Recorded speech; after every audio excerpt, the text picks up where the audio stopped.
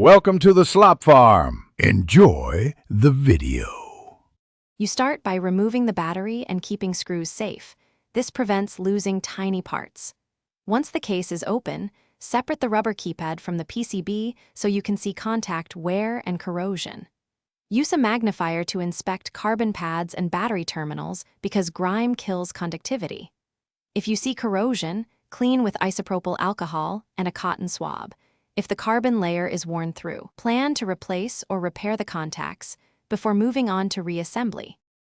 Next, you address the middle of the job where function is restored. First, clean metal contacts and switch legs with high-strength isopropyl. Dirt increases resistance.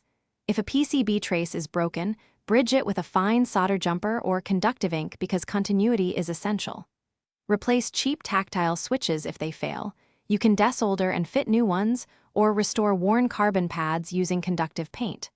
Once repaired, test continuity with a multimeter so you know the repairs actually re-establish electrical paths.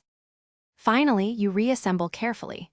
Seat the rubber keypad, align the PCB, and apply a smear of silicone grease to keep buttons smooth and reduce wear. Replace the battery and snap the case closed, then reprogram or resync the remote to the car per the vehicle's procedure. This ensures the receiver recognizes the key. If the remote still won't transmit, check antenna continuity and RF module output with proper tools. If those fail, consider a replacement module or professional locksmith service to avoid wasted time. Thanks for watching. Consider subscribing if we helped you today.